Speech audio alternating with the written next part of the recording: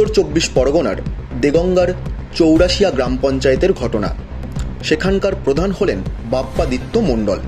প্রতিদিনের মতো আজও সকাল সকাল ঘুম থেকে তিনি ওঠেন।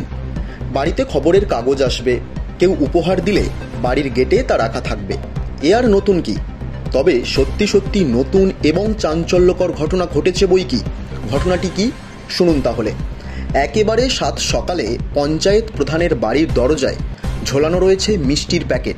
ভালো কথা, মিষ্টির প্যাকেট কোনো সমর্থক হয়তো পাঠিয়ে থাকবেন। এরপর যখন প্রধান সেই প্যাকেটটি খোলেন তখনই চোখ ছানা বড়া। সেই মিষ্টির প্যাকেটের মধ্যেই রয়েছে জোড়া বোমা। তড়িঘড়ি প্রধান থানায় খবর দেন। দেগঙ্গা থানার পুলিশ সটান ঘটনাস্থলে পৌঁছে যায় এবং বোমা দুটিকে উদ্ধার করে। যদিও বোমা উদ্ধারের ঘটনা দেগঙ্গায় নতুন নয়, প্রায় সময় রাজনৈতিক সংঘর্ষে সেখানে বোমাবাজির খবর পাওয়া যায়। এ বিষয়ে বিরোধীদের দাবি, দলীয় কন্দলের জেরেই তৃণমূল পঞ্চায়েতের বাড়ির দরজায় বোমা রাখা হয়েছে। এসব তো পরের কথা, কিন্তু আসল বিষয়টি হলো কে বা কারা প্রধানের বাড়িতে বোমা রাখলো, তাদের উদ্দেশ্যই বা কী ছিল। তবে এ ব্যাপারে তদন্ত শুরু করেছে দেগঙ্গা থানার পুলিশ।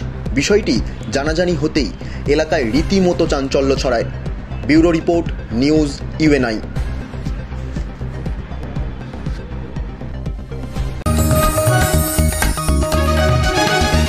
आप देख रहे हैं न्यूज UNI।